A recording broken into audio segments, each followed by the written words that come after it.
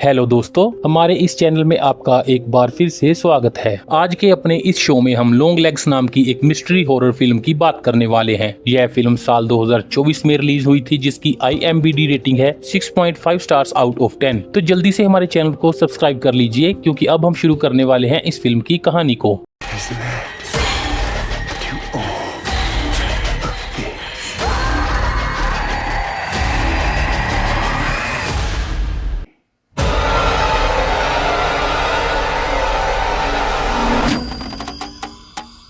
कहानी की शुरुआत साल 1974 में ओरेगन के एक घर से शुरू होती है। घर के अंदर से एक युवा लड़की घर की ओर आती हुई एक कार को देखती है और अपने पोलराइड कैमरे के साथ घर से बाहर निकलती है। तभी पीछे से एक अजीब सा आदमी उसे आवाज देता है। वह आदमी दिखने में बहुत ज्यादा सफेद था, इतना सफेद कि लगता है जैसे उसके शरीर में खून ही ना हो। वह आदमी उस लड़की से कहता है कि तुम्हारा जन्मदिन आने वाला है, और फिर अजीब तरह से हंसने लगता है। फिर अचानक यहाँ से सीन बदलता है और इसके बाद की कहानी 20 साल आगे 1990 में पहुंचती है, जहां हम ली हार्कर नाम की एक लड़की को देखते हैं, जो हाल ही में FBI एजेंट बनी है। वह अपने एक साथी के साथ एक अपराधी का पीछा कर रही थी। इसी दौरान ली को अंदाजा होता है कि वह अपराधी एक खास घर में छिपा है। वह अपने साथी को भी यह बात बताती है, लेकिन उसका साथी उसकी बात को गंभीरता से नहीं लेता, मगर फिर भी वह उस घर की जाँच करने के लिए चला जाता है। हम देखते हैं कि वह अपराधी सचमुच उसी घर के अंदर ही था और वह FBI एजेंट को गोली मारकर मार देता है। ली बंदूक की नोक पर अपराधी को सरेंडर करने के लिए मजबूर कर देती है और इसके बाद एक बार फिर से सीन बदल जाता है। अगले सीन में हम ली को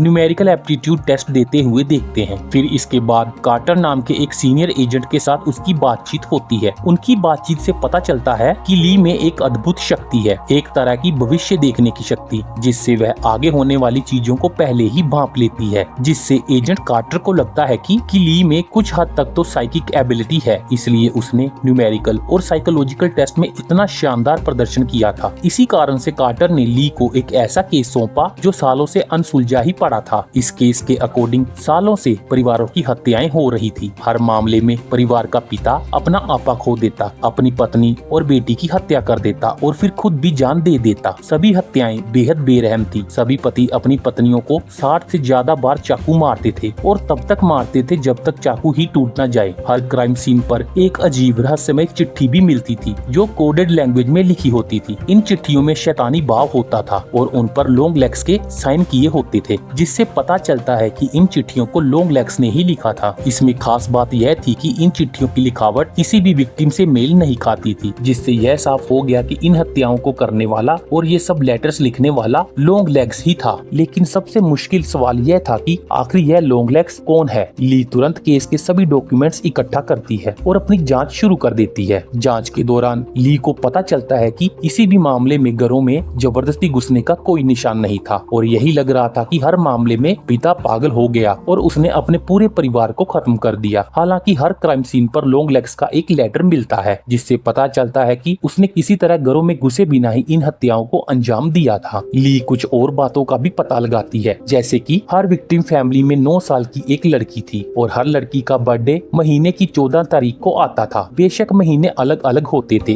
लेकिन तारीख हमेशा 14 ही होती थी। असल में ये हत्याएं हमेशा लड़कियों के जन्मदिन से 6 दिन पहले या बाद में होती थी। ली अपनी यह जानकारी एजेंट कार्टर के साथ शेयर करती है। वह उसके परिवार में उसकी पत्नी और उसकी छोटी बेटी रूबी से भी मिलती है। यहाँ रूबी ली को अपने जन्मदिन की पार्टी में बुलाती है। फिर उसी रात ली को लगता है कि उसके घर के बाहर कोई है, लेकिन जाँच करने पर उसे वहाँ कोई नहीं मिलता, जबकि हम दर्शक साफ तौर पर किसी को उसके घर में घुसते हुए देखते हैं। जब ली अंदर वापस लौटती है तो उसे एक लिफाफा मिलता है, जिसमें एक बर्थडे कार्ड था। कार्ड पर लिखी लिखावट और 9 सर्कल्स ऑफ हेल किताब का इस्तेमाल करके वह लॉन्ग लेग्स के रहस्यमय पत्रों को डिकोड कर लेती है। अगले दिन FBI को ऐसी ही एक और घटना की खबर मिलती है। इस परिवार ने यात्रा की योजना बनाई हुई थी, लेकिन असल में उनकी हत्या लगभग 1 महीने पहले ही हो चुकी थी। उनकी लाशें मास्टर बेडरूम में सड़ रही थी, मगर पड़ोसियों को लगा कि वे सब छुट्टियों पर गए हुए हैं। हमेशा की तरह इस बार भी लॉन्ग लेग्स ने एक लेटर छोड़ा था। अब क्योंकि ली पहले ही उसका कोड क्रैक कर चुकी थी, इसलिए वह आसानी से उसका अनुवाद कर लेती है। इसके अलावा एक लीनियर कैलेंडर पर सभी हत्याओं की तारीखों को मार्क करने के बाद उसे एक उल्टे ट्रायंगल का आकार बनता हुआ दिखाई देता है, जो एक शैतान का प्रतीक था। अब इस पैटर्न को पूरा करने के लिए बस एक तारीख की जरूरत थी, जो थी 13 तारीख, जिसका मतलब था कि लॉन्ग लेग्स कुछ ही दिनों में 13 तारीख को फिर से हमला करने वाला था। ली अपनी ये नई जानकारी एजेंट कार्टर के साथ शेयर करती है। वह उसे यह भी बताती है कि लॉन्ग लेग्स ने अपने लेटर्स में बार बार इस बात का जिक्र किया था कि उसे कैमरन परिवार की हत्या में कितना ज्यादा मजा आया था। असल में कैमरन परिवार 1974 में लॉन्ग लेग्स के शुरुआती शिकार लोगों में से एक था, लेकिन यह मामला थोड़ा अलग था क्योंकि इस घटना में डॉक्टर कैरी एनी किसी तरह बच गई थी और अभी वह एक मेंटल असाइलम में थी। अब सबसे पहले वे लोग कैमरन परिवार के फार्म पर जाते हैं, जहां जांच के बाद उन्हें एक इंसान के आकार की डॉल मिलती है, जो बिल्कुल वैसी ही दिखती है जैसी कैरी एनी बचपन में दिखती थी। वे तुरंत उस डॉल की जांच करवाते हैं। पता चलता है कि वह हाथ से बनाई गई थी। उसे बहुत ही खूबसूरती और बारीकी से बनाया गया था। इसके अलावा इस डॉल के सिर के अंदर धातु का एक खोखला गोला भी था, जिसका कोई स्पष्ट कारण समझ नहीं आता। इस गोले में से एक अजीब सी वाइब्रेशन निकलती है, जिसे महसूस करते ही ली को कुछ अजीब से मानसिक दृश्य दिखाई देते हैं। इन दृश्यों में वह डॉल के साथ लॉन्ग लेग्स को भी देखती है। यहाँ तक कि डॉल की जांच करने वाला व्यक्ति भी कहता है कि जब वह उसके पास गया तो उसे अपनी एक्स वाइफ का नाम सुनाई दिया। यह सुनकर ली तुरंत समझ जाती है कि हर विक्टिम फैमिली को ऐसी ही एक डॉल मिली होगी, एक ऐसी डॉल जो घर की बेटी के जैसे ही दिखती हो। लेकिन कार्टर ली के इस दावे को नहीं मानता। इसके बाद सीन बदलता है और हम एक अजीब डरावने आदमी को देखते हैं। यह वही आदमी है जिसे हमने फिल्म के शुरुआत में देखा था। यही लॉन्ग लेग्स है। हम उसे एक दुकान में कुछ सामान खरीदते हुए देखते हैं। हमें पता चलता है कि वह अपनी कार में किसी से मिलने जा रहा है। इसके बाद ली और कार्टर कैरी एनी से मिलने जाते हैं, जो एक मेंटल हॉस्पिटल में है। उन्हें पता चलता है कि कैरी पिछले 20 सालों से एक अजीब मानसिक स्थिति में है। उसे अपने आसपास की कोई खबर नहीं है। वह ना बोलती है और ना ही सुनती है, लेकिन अचानक एक दिन पहले वह ठीक होना शुरू हुई है। इसके अलावा इन 20 सालों में पहली बार कोई उससे मिलने आया था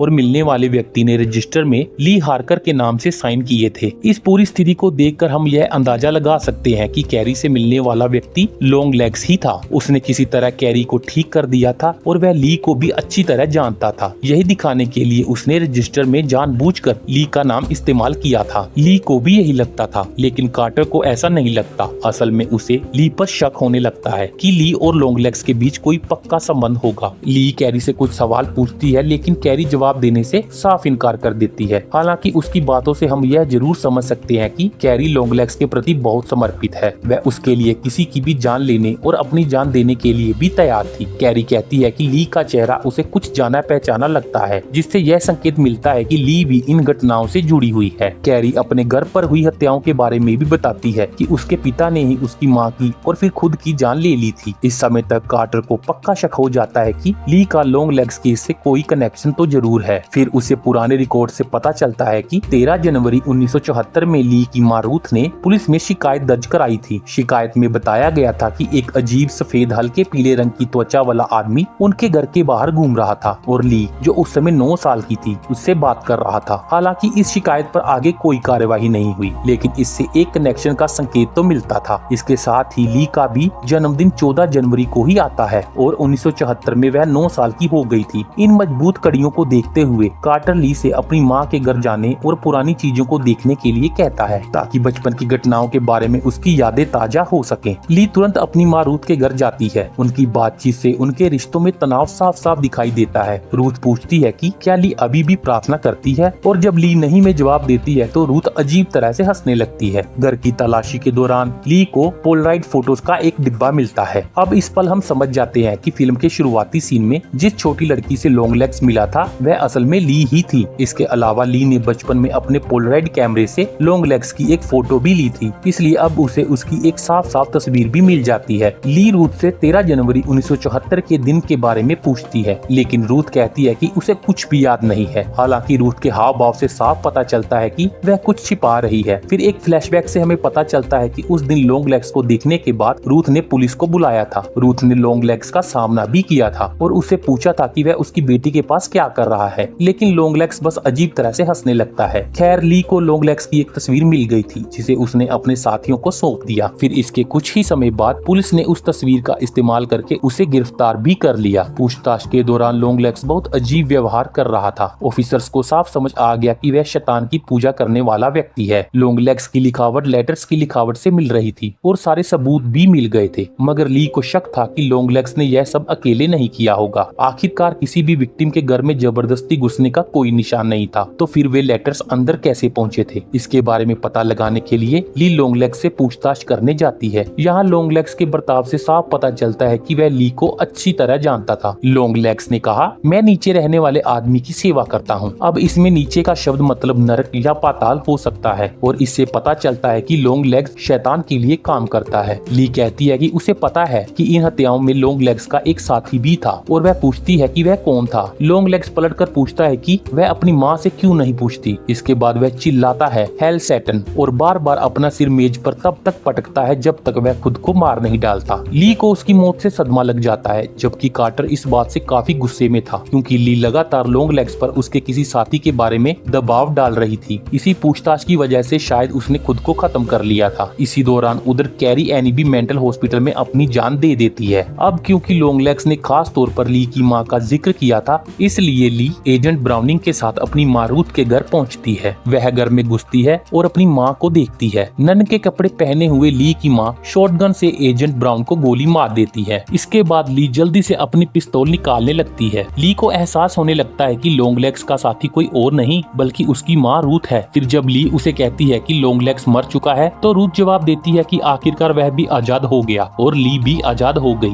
ऐसा कहते हुए वह शॉटगन से ली की डोल का सिर उड़ा देती है, जिससे उसके अंदर की धातु फट जाती है, जिससे काला धुएं जैसा पदार्थ निकलने लगता है। ठीक उसके बाद ही ली को ऐसा महसूस होता है कि जैसे कोई काला जादू या धुआं उस पर से हट गया हो और वह वहीं बेहोश हो जाती है। यहाँ हमें रूथ के अतीत की कहानी दिखाई जाती है, जिससे हमें यह पता चलता है कि 13 जनवरी 1974 को असल में क्या हुआ था। यह वही दिन था जब लॉन्गलेग्स, जिसका असली नाम डेल कोबल है और जो पेशे से डोल्स बनाता है, ली से मिला था। ली उस वक्त 9 साल की होने वाली थी। तब रूथ ने पुलिस को उसकी शिकायत कर दी थी, इसलिए लॉन्गलेग्स उस समय तो वहाँ से चला गया, लेकिन बाद में वह फिर से वापस आया। उसने रूथ को पकड़ के बांध लिया और उससे कहा कि अगर रूथ उसे चुपचाप सहमति से अंदर आने देगी तो ठीक है, वरना वह ली से मिलने बार बार आता रहेगा और फिर एक दिन ली को मार डालेगा। इसी कारण उस पल से रूथ लॉन्गलेग्स की साथी बन गई। अब लॉन्गलेग्स ने खास तौर पर रूथ और ली को इसलिए चुना था क्योंकि ली के पिता नहीं थे। आमतौर पर जिन परिवारों को लॉन्गलेग्स निशाना बनाता था उनमें पिता पागल हो जाता था और पूरे परिवार को मार डालता था। हालांकि ली का जन्मदिन 14 तारीख को ही था, लेकिन घर में कोई पिता नहीं था, इसलिए लॉन्गलेग्स ने इस स्थिति का फायदा उठाकर रूथ को अपना साथी बना लिया। असल में ये हत्याएं कुछ इस तरह से की जाती थी कि सबसे पहले लॉन्गलेग्स असली इंसान के आकार की डोल बनाता था, जिसके अंदर शैतानी धातु का एक गोला होता था। इस गोले से निकलने वाली वाइब्रेशन परिवार के पिता को पागल कर देती थी। फिर वह अपनी पत्नी और बेटी को मार डालता था और आखिर में खुद भी अपनी जान दे देता था। ये डोल्स विक्टिम्स तक रूथ पहुंचाती थी। रूथ नन के कपड़े पहनकर विक्टिम्स के घर जाती और कहती थी कि उन्होंने चर्च के किसी कंपटीशन में कोई इनाम जीता है। लोग चर्च से आई किसी भी चीज पर शक नहीं करते थे और वह इनाम वही असली इंसान के आकार की डोल हुआ करती थी, जिसे बिल्कुल उनकी 9 साल की बेटी जैसा दिखाने के लिए डिजाइन किया जाता था। इस गिफ्ट पैकेज के अंदर ही लॉन्गलेग्स का एक लेटर भी होता था। जैसे ही कोई परिवार यह गिफ्ट खोलता तो पिता पागल हो जाता और अपने पूरे परिवार को मार डालता। तो हम कह सकते हैं कि लॉन्गलेग्स की बनाई हर डोल में एक शैतानी ताकत होती थी और ली के लिए बनाई गई डोल की वजह से ही उसे अपने बचपन की ज्यादा बातें याद नहीं थी। ली इतनी कंफ्यूज रहती थी कि उसे कभी पता ही नहीं चला कि लॉन्गलेग्स उसकी माँ के घर के बेसमेंट में ही रहता था और वहीं पर वह डोल्स भी बनाता था। इसलिए जब ली की डोल को गोली मारकर नष्ट किया गया तो उसे अपनी सभी पुरानी यादें वापस मिल गई। लेकिन लॉन्गलेग्स का काम अभी खत्म नहीं हुआ था, क्योंकि अभी एक और परिवार को खत्म करना बाकी था। इस एक परिवार का खात्मा उल्टे ट्रायंगल को पूरा करने के लिए जरूरी था। अब ली को होश आता है और उसे अपनी माँ के घर पर ही एक फोन कॉल आती है, जिसमें फोन करने वाला कहता है कि वह रूबी के बर्थडे पार्टी में नहीं आ पाएगी। यह आवाज लॉन्गलेग्स जैसी लग रही थी, जिसका मतलब था कि लॉन्गलेग्स का अगला शिकार रूबी और उसका परिवार था, मतलब एजेंट कार्टर का ही परिवार था। अब रूबी का जन्मदिन भी 14 तारीख को ही था। यह समझते ही ली तुरंत कार्टर के घर पहुंची। वहां पहुंचने पर उसने देखा कि उसकी माँ रूथ पहले ही नन बनकर घर में घुस चुकी थी और हाथ में गिफ्ट पैकेज का रैपर पकड़े हुए थी, मतलब डोल पहले ही खोली जा चुकी थी। ली कार्टर को चेतावनी देने की कोशिश करती है, लेकिन वह वह पहले से ही बहुत गुस्से में था और उसकी बात सुनने से इनकार कर देता है। यह साफ था कि डोल का असर उस पर शुरू हो चुका था। कुछ ही पल बाद कार्टर चाकू से अपनी पत्नी की हत्या कर देता है। फिर वह रूबी को भी मारने के लिए आगे बढ़ता है, लेकिन ली उसे गोली मारकर खत्म कर देती है। रूथ को पता चलता है कि रूबी बच गई है, जिसका मतलब था कि अब लॉन्ग लेग्स का ट्रायंगल पूरा नहीं होगा। इसलिए वह खुद रूबी को मारने के लिए आगे बढ़ती है, जिस कारण ली को अपनी मां पर भी गोली चलानी पड़ती है। फिर वह रूबी को डोल से दूर करती है और अपनी बंदूक उसकी तरफ तान देती है। वह ट्रिगर दबाती है, लेकिन बंदूक से गोली नहीं चलती, शायद इसलिए कि अब उसमें गोली खत्म हो गई थी। यहाँ सेफ्टी लॉक ऑन था। जरूरी बात यह थी कि डोल नष्ट नहीं हुई थी। फिर ली रूबी से कहती है कि उन्हें जल्दी से वहाँ से निकलना होगा, जबकि हम उन दोनों को वहीं खड़े देखते हैं। ली उस डोल को एकाटक देखी जा रही थी, जैसे कि वह किसी के वश में हो गई हो या जैसे वह वहीं जम गई हो। इसके साथ ही हमें लॉन्ग लेग से पूछताछ का एक क्लिप दिखाया जाता है, जहाँ वह पागलों की तरह हंस रहा था। आखिर में लॉन्ग लेग्स हेल सैटन कहते हुए फ्लाइंग किस देता है और यहीं पर यह फिल्म खत्म हो जाती है। तो दोस्तों, यह थी फिल्म लॉन्ग लेग्स की कहानी, जिसकी एंडिंग को हम ओपन एंडिंग भी बोल सकते हैं, क्योंकि इसकी एंडिंग के एक से ज्यादा मतलब निकल सकते हैं। जैसे कि लास्ट सीन में ली को कॉल करके पार्टी में बुलाना, फिर डोल पर गोली ना चलाना और अंत में डोल को घूरते रहना दिखाता है कि ली अब शैतान के वश में आ चुकी है और अब वो लॉन्ग लेग्स का आगे का काम कंटिन्यू करेगी। या फिर ली का रूबी को भागने के लिए कहना, लेकिन फिर भी वहीं पर रुका हुआ दिखाई देना, यह दर्शाता है कि शायद ली अब खत्म हो चुकी हो। तो आपको क्या लगता है, इनमें से कौन सी एंडिंग आपके अकॉर्डिंग सही होनी चाहिए? हमें कमेंट में जरूर बताएं। इसी के साथ हमारी आज की यह वीडियो भी यहीं खत्म होती है। उम्मीद करते हैं कि आपको हमारी यह वीडियो पसंद आई होगी। वीडियो अच्छी लगी हो तो इसे लाइक और शेयर करें। ऐसी ही और वीडियोस के लिए हमारे चैनल को सब्सक्राइब करना ना भूलें। तो मिलते हैं आपसे नेक्स्ट वीडियो में। Thank you.